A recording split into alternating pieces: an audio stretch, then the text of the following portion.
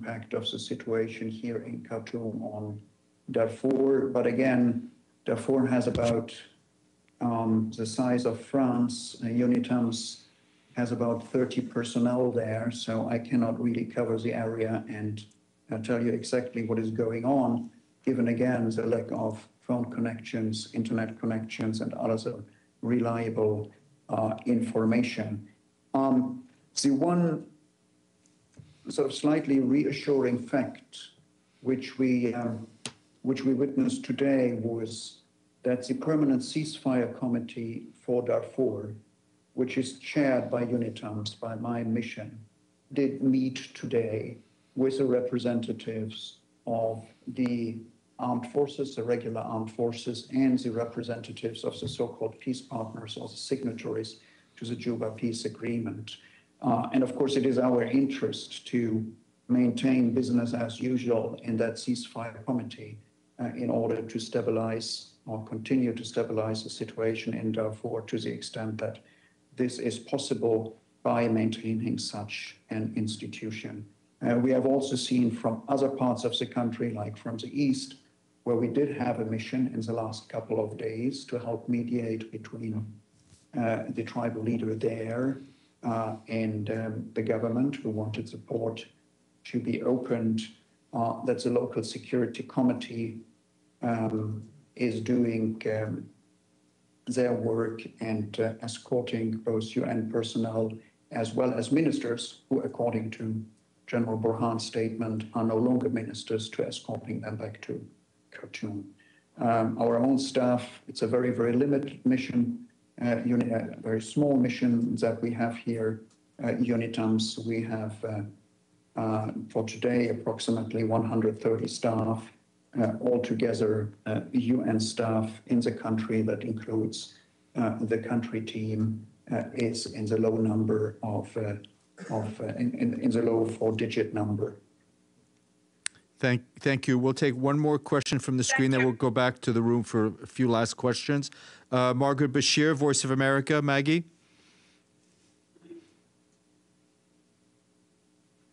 Thank you for doing the briefing. Mr. Perthes, can you just address the security councils in the region? Could a visit by them do anything to help the situation at all? And I think you might have missed Ibtisam's question about the violence deteriorating. Are you concerned it could deteriorate to a civil war sort of situation, anyway, internal armed conflict, because the protesters are so adamant that they don't want this military coup to succeed? And do you have anything on curfews? Is there a curfew or anything going on? Are the streets calm now? I know it's evening there. If you could just give us a little color about how it is now from your perch. Thanks. Well, happy to work as a correspondent for your network, but look, no, I did not miss the question of Ibtisam. I simply didn't want to answer it because I think that is too speculative. And of course, I leave the predictions about the future to those whose business that is, not mine. So my job and that of the United Nations and other diplomats is try to prevent exactly what Ibtisam was asking for in her question. So I would not predict anything in that direction and thereby sort of predetermine the circumstances under which I work. If I look out of the window, and indeed it is getting dark, we still have barricades burning, and we can hear occasional gunshots. So of course there is a risk that there would be more violence or more clashes when night falls, and there would be very, very little means for us to have any influence on that, aside from, as one of your colleagues asked earlier, aside from statements to exercise restraints. There was a third question you had, but this I probably really missed. It was not that I didn't want to. Did you answer on the Security Council there in the region? I'm not exactly. Sure. To be honest, the Security Council can always be of help if it is united. So I guess we will have a briefing to the Security Council tomorrow. And if the unity which has been maintained on Sudan for the last 2 years in the Security Council, in contrast to divisions which we have seen on other countries in the region like Libya or Syria, if that unity is maintained, I think it does indeed help because the actors here do take international opinion quite seriously, and particularly statements from the Security Council. The delegation that is now in the region, in Mali, actually the continent is too big that we would say they could have a direct impact or bearing on what is happening here in Sudan. Thank you. We'll just take a handful more questions. Dulcie Lembach. Dulcie, pass blue. Hi, thanks very much. I wanted to go back to the Jeffrey Felton issue. Do you anticipate talking to him about the situation? I think you said you're not sure if he's still in Sudan, but where do you see the UN working with the U.S. envoy on the coup? Thanks. I have been talking to Jeff Feltman when he was here, as I'm talking to basically any high-ranking international visitor that comes through Khartoum, and I will continue to do that. But I'm not going to give you my diary for tomorrow or whom I'm going to speak to. But Jeff Feltman is no longer in Sudan. Thank you. We'll take 2 more questions. Philippe Rater, AFP. Thank you for the briefing. Can you tell us a little bit about your analysis about the position of the country in the region? For example, do you think Egypt and the President Sisi can be a key to resolve the situation? Thank you. I would love it that if you ask that question to the Egyptian leadership. We have heard different statements from regional stakeholders, and it seems to me that the regional stakeholders are much more cautious in their statements than Europeans or Americans are, for that matter. Egypt, for example, said that it has I'm paraphrasing, I don't know exactly, but they said they have a key interest in the stability and security of Sudan. So I think for the neighbors, the question of stability of Sudan's borders, Sudan not getting in new domestic strife is much more important than who actually runs the country from Khartoum. But what exactly their contribution could be, this should be answered from the regional capitals. Thank you. Thank you. Last question, Joe Klein. And Yes, Joseph Klein, Canada Free Press. I'm not sure you want to answer this question either, but the question deals with the security for the mission, the UN mission itself, whether you are presently comfortable with whatever security arrangements are now in place, and are you relying primarily on the Sudan military forces or police for such security? Thank you. Well, that's a question I'm happy to respond to, Mr. Klein. No, we are comfortable. What we are seeing here, and that has been indicated in the last couple of weeks, is a conflict between Sudanese stakeholders. It is not a conflict between Sudanese stakeholders and any part of the international community. And we have seen, even when tensions were building up with the mass demonstrations that we have seen here on Thursday, if I'm sitting in a UN car with a UN flag or a UN logo on the car, people are happy to wave me through, and that goes both for demonstrators blocking the road and for the military if I want to visit any of the government institutions. We are protected by the Sudanese police, by the diplomatic police, and we feel comfortable with that indeed. Thank you. great. Thank you, Volker. We cannot thank you enough for making yourself available on very short notice. And you are hired as a correspondent for the media here. But in all seriousness, thank you very much. Please pass on our thanks and solidarity to you and all the colleagues in the mission. My pleasure. Thank you, Stefan. Thank you, colleagues. Thank you. I now, before I brief you, I want to turn to our guest, in fact, to Achim Steiner, who's here to talk to you about the result of UNDP's People's Climate Vote. So, Achim, you have the floor, and then we'll do our regularly scheduled briefing. Achim, please go ahead. Thank you, Stefan. Quick sound check. Can you hear me okay? Perfectly. Thank you very much. Obviously, in the context of what is happening in our world, I think all of you as correspondents will have noticed the number of reports that are being published in the lead up to the Glasgow conference of the parties on climate change. And what we are releasing today is, in a sense, a contribution that takes a particular focus on where our citizens are, in fact, both viewing the challenge of climate change and particularly focusing on the question also of young people. You may recall that the survey is a continuation of an original People's Climate Vote that was published in January this year and was the largest survey of public opinion on climate solutions ever conducted. And now in October, we are in view also of the forthcoming G20 summit and the significance of the G20 countries, focusing on these countries in particular and trying to disaggregate the data and particularly focusing on youth. Now, all of you have heard the Secretary General speak to the Code Red for Humanity that he has used when he commented on the release of the IPCC report. The latest UNFCCC report on nationally determined contributions, these national climate strategies that countries have been developing for the Paris Agreement, also shows that we are indeed still on a catastrophic trajectory to a 2.7 degrees of heating. The latest IPCC report showed that the window to correct course is very narrow. We're almost out of time.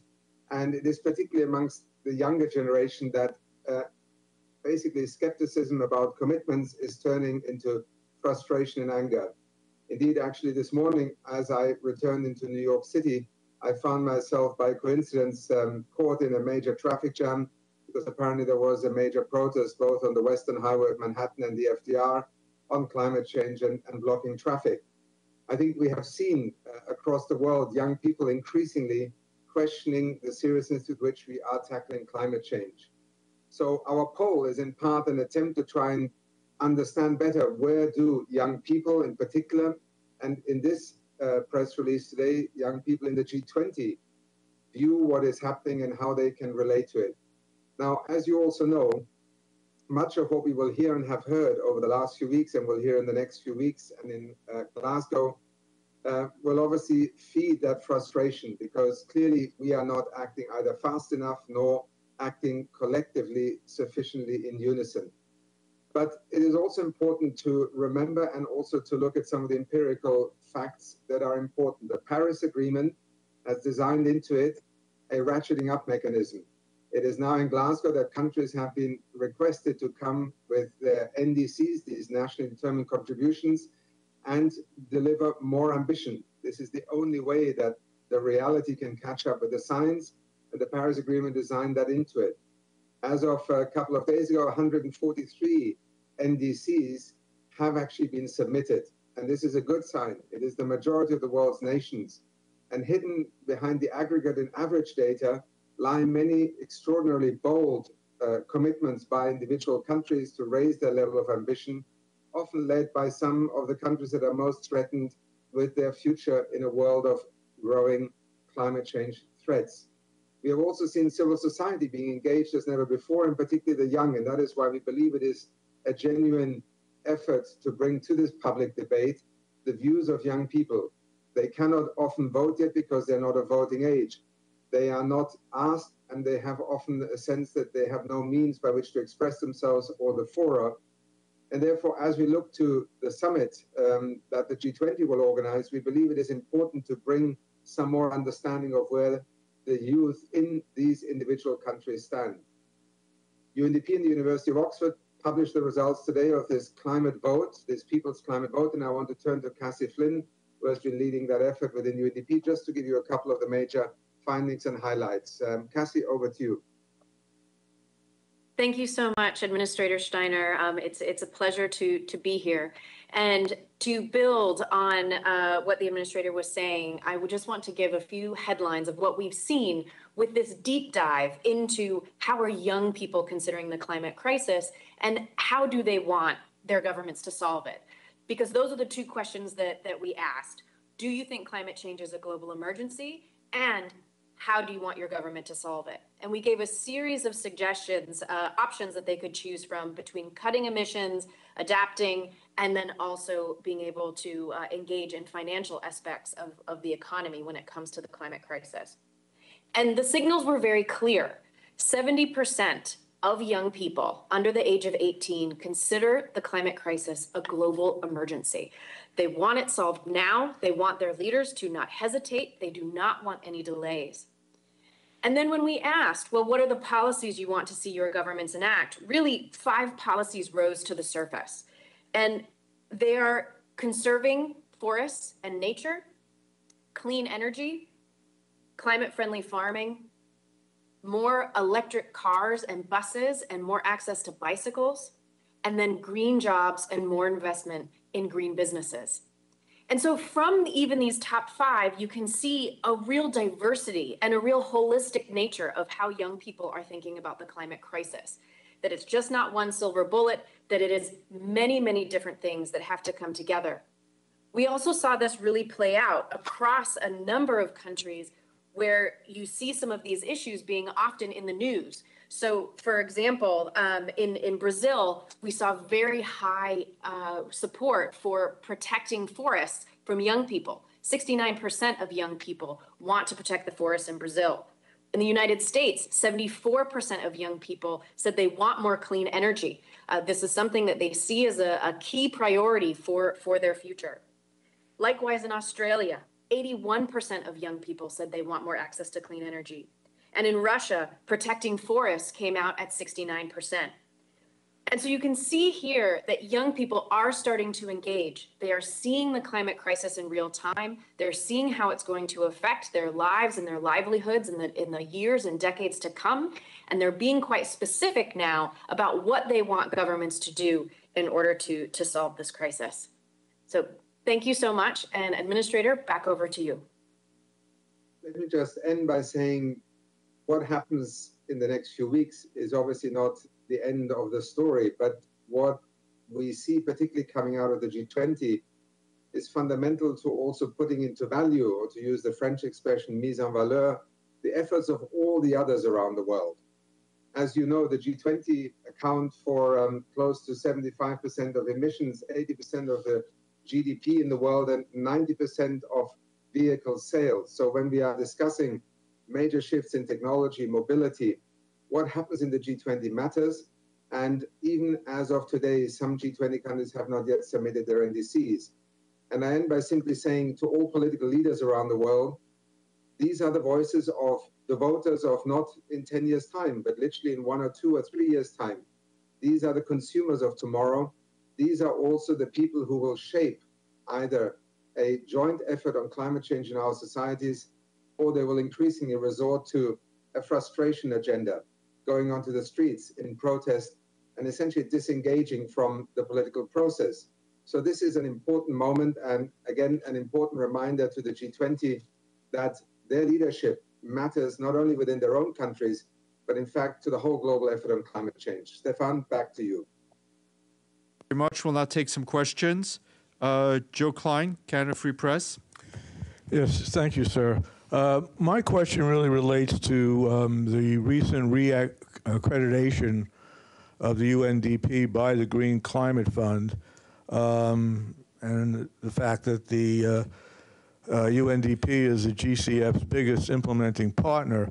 There's been some questions raised about this in light of unresolved corruption allegations in Samoa, Armenia, and Russia relating to UNDP projects, and an audit indicating some weak internal control frameworks and poor accountability, including the lack of a robust anti-money laundering policy implementation. So could you please provide the current status of these issues in light of this recent reaccreditation by the Green Climate Fund? Thank you. Well, While today's press briefing is about the People's Climate Vote, let me briefly say, I think the fact that the Green Climate Fund has reaccredited UNDP after a 12-month process of examining our policies, our track record, our performance, I think speaks for itself. This is a sovereign decision by the GCF board, and it is based also on a number of independent reviews that have been undertaken by accountancy firms. The fact that in a portfolio that we manage at any point in time of 4,500 to 5,000 projects, there will be people who will try to cheat the system. What we have in many ways tried to learn lessons from this time and again is how do we deal with these risks? How do we manage accountability? And I think member states rightly ask very hard questions of an institution that essentially is one that is entrusted by literally well over 100 countries to assist them in implementing these projects. None of these GCF projects are projects where UNDP is the determinant in the decision on whether we are chosen as an implementing agency. That is a sovereign decision by the countries. They examine their potential partners, and I think the vote of confidence that UNDP has received over the years, and I think again through the reaccreditation, demonstrates something very clear. We have an enormous amount of trust and confidence in the work that we do, and yet we will have instances when people try to cheat the system. It is clearly for me and my team and the leadership in UNDP to ensure that in those moments we act with consequence, with transparency, and that we have done. Thank you. Thank you very much, Hakeem. Any questions on the screen or in the room? Okay, Hakeem, thank you for your patience, and thank you for the report. And we hope to. And I know we'll be seeing you again with us later this week. Take care. Thank you. Thank you.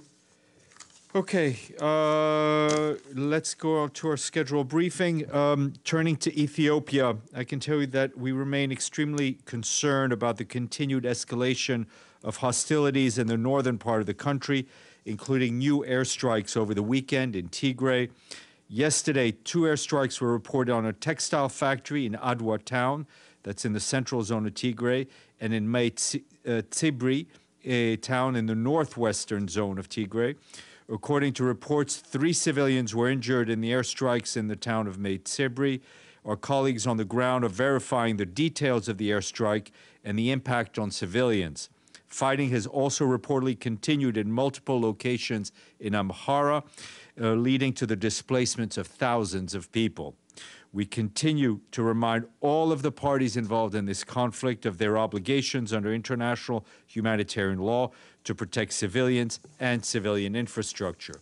We also continue to call on all parties to the conflict to facilitate the free and sustained movement of humanitarian workers and supplies in Tigray, Afar, and Amhara. Yesterday, Tor Venislan, the UN Special Coordinator for the Middle East Peace Process, said he was deeply concerned by the continued Israeli settlement expansion in the occupied West Bank, including East Jerusalem. This followed the announcement by the Israeli authorities of tenders for the construction of more than 1,300 housing units in the occupied West Bank. Mr. Venislan reiterated that all settlements are illegal under international law and remain a substantial obstacle to peace and must cease immediately.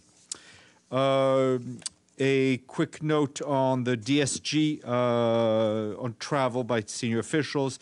The DSG, Deputy Secretary General Mina Mohammed, arrived in the United Arab Emirates to attend on behalf of the Secretary General Expo 2020 and participate in the ceremony honoring UN Day.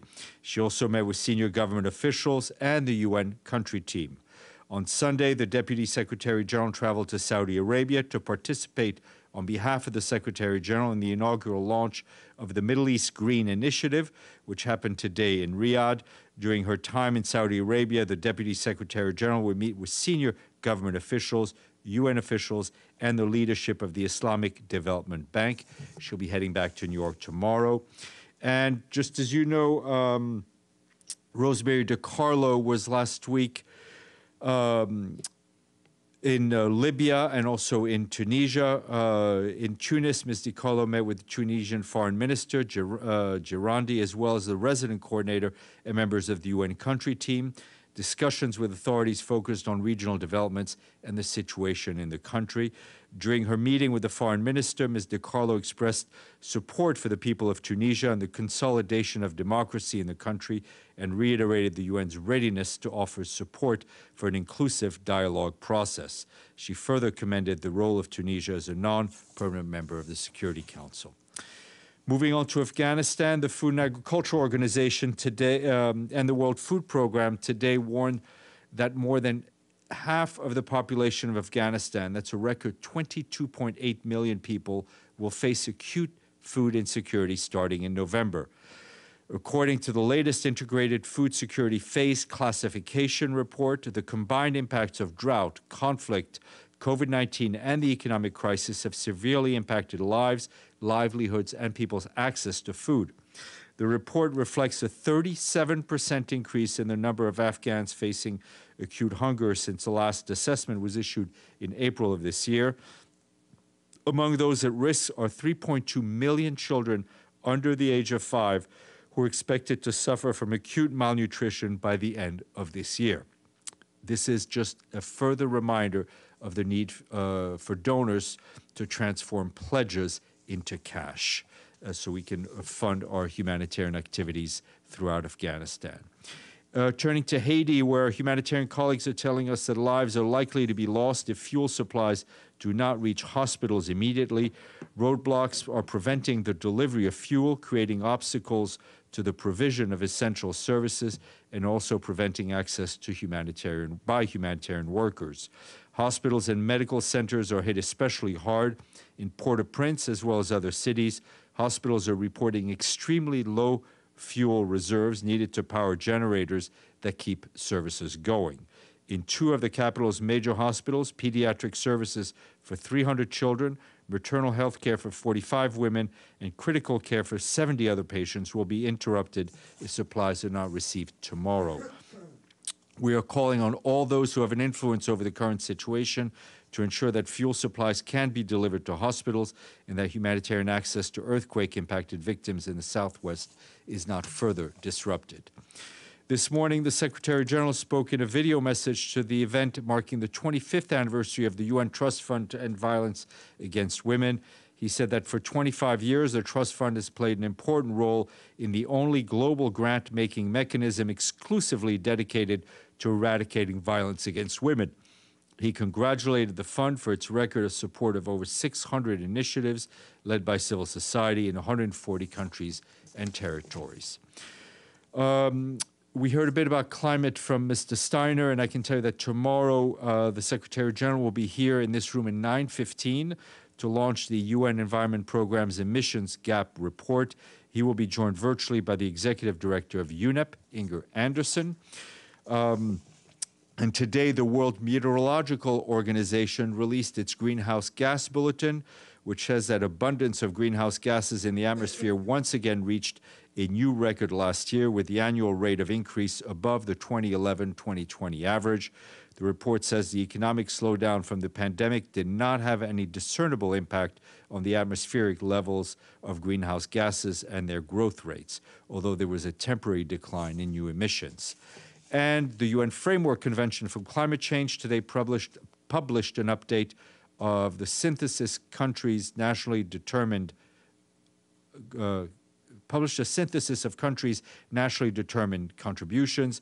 The update confirms that the updated or new climate action plans can be effective in reducing greenhouse gases. However, the updated report also confirms that for all available NDCs, all 192 parties taken together, a sizable increase of about 16% in global greenhouse gas emissions in 2030 compared to 2010 is anticipated. Patricia Espinosa, the Executive Director of the UNFCCC, urges countries to raise the level of ambition in their nationally determined contributions, stressing that we are now nowhere where science says we need to be. And finally, we will end with our daily budget quiz. we welcome the 133rd member state to pay up. I'll tell you, a citizen of this member state was the flag bearer in both the Winter Olympics and the Summer Olympics of 2016 and 2018. And he was shirtless in both Olympics. What country did he represent? He was also well oiled, as one of my staff members put it. Tonga. Tonga. Does that mean he does two different sports? I don't know. He was here. He was a guest here in 2015 or 16. Anyway, all joking aside, we say thank you to Tonga, since no one got it and there are no questions. All right, Senora. Thanks, Stefan. My question is on the caravan that left this weekend the area of Tapachula, where migrants had been waiting for asylum requests to be processed. What is the response of the Secretary General? Because a lot of them have said that they've been waiting for a year to be able to get a process. A lot of them have complained about the fact that it is not enough response by local authorities. Mexico has become a country of destination now with a lot of the migrants. And especially now, many of them are not actually going to the border, but they're going to Mexico City to try to see if their processes might be expedited. Well, first and foremost, it's important that migrants be treated with respect and dignity, that those who are applying for refugee status do it, that those requests be treated quickly. But this, we have seen groups of people move throughout Central America in the last few years. We all need to look at the root causes of what forces people to decide that they will be forced to leave their homes in search of a better life. And that has to do with economic development, it has to do with human rights, it has to do with climate change. And it's yet just another reminder for member states to deal as a whole on the issue of migration and work through the global migration compact that we have, that countries of destination, countries of origin, and countries of transit all need to work together to make sure that people are treated with the minimum of human dignity, at least in the least. Thank you. Ibtisam, and then we'll go to Joe.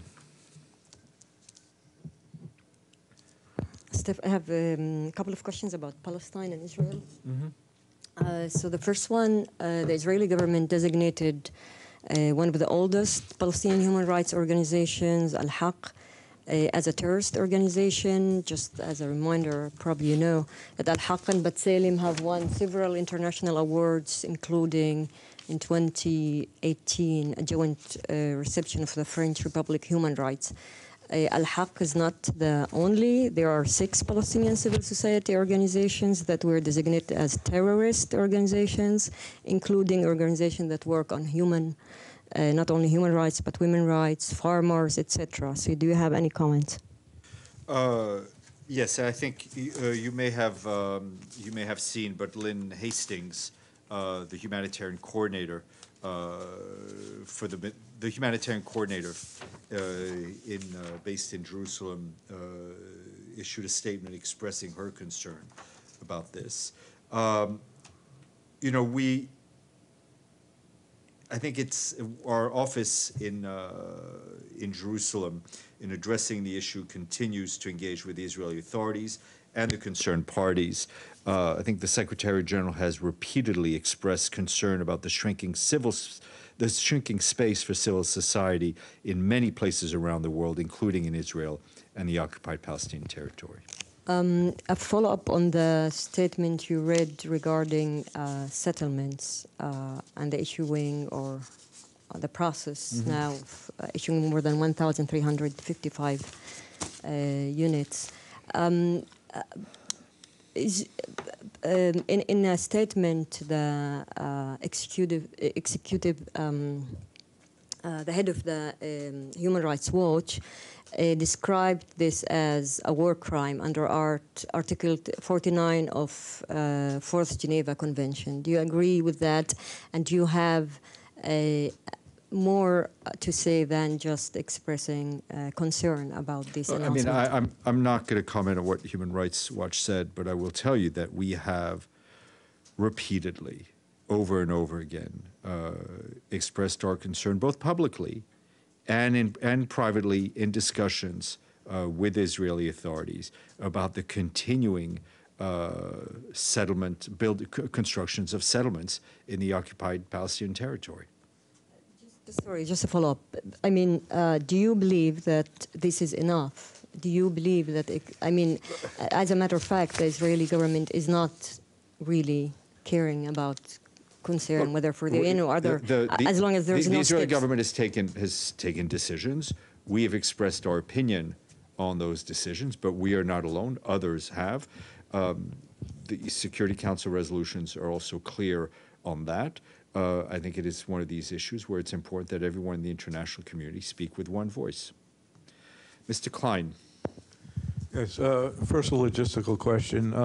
Will the Secretary General be taking any questions at tomorrow's briefing? Yes, on climate and on the... Specifically on climate? On climate, yes. Yeah. We hope, yes. Okay, and more substantively, you referred again to the pledges for humanitarian funding in Afghanistan. I believe the last time you gave a percentage of pledges, it was 40-something percent. It was 45%, I think, on Friday. 45%. I don't think it's the needle has not moved significantly since then. And again, you said you want cash in hand, not just the pledges. So could you tell us how much cash has actually come in and from whom, from which countries? The list is publicly available on OCHA's website. They have the list of people, the pledges, and the rest. It's 45% of $606 million. We asked for $606 million. We have received in cash 45% of that. Oh, okay. That's cash then was the percentage, not just pledges then. No. I mean, we had the pledges that were received in September, in fact, went over the amount that we asked for. Okay. But we like promissory notes. We like cash better. All right, that's a clarification. Okay. Thank you. You're welcome. Dulcie. The announcement that Secretary of State Blinken had a phone call with Antonio Guterres was on Thursday about Ethiopia. Has there been a development on that? I mean, did Secretary of State have specific instructions for Antonio Guterres on the next step regarding Mekelle, Tigray? Thanks. I'm not aware that the Secretary of State gave instructions to the Secretary General. They did have a conversation, which Ethiopia and other issues were discussed. I mean, the role of the United States and other member states is critical in everyone's efforts to stop the fighting in Tigray. What were the other issues that were discussed? I will leave it at that. Thank you. Ibtisam, and then...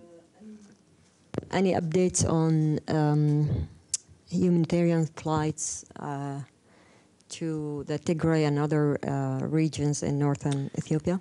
No, the flights are still suspended. And is there more information regarding what happened on Friday, I think was? No, I mean, in terms of why the flight, I mean, the flight was turned around. We didn't get the clearance. Obviously, operating flights in an area, even if Tigray is a rather large area, but an area where there is an act, as we've seen, there are active airstrikes. So we've seen a number of them in the last few days. Is a rather dicey proposition. So until we get the clearances we need and we get the safety environment that we need to operate, the flights have yet to resume. Okay. Thank you all. Thanks for your patience. And hasta mañana. We'll have the SG here tomorrow morning at 9:15. He will take 2 or 3 questions, and then we'll continue with Inger Anderson.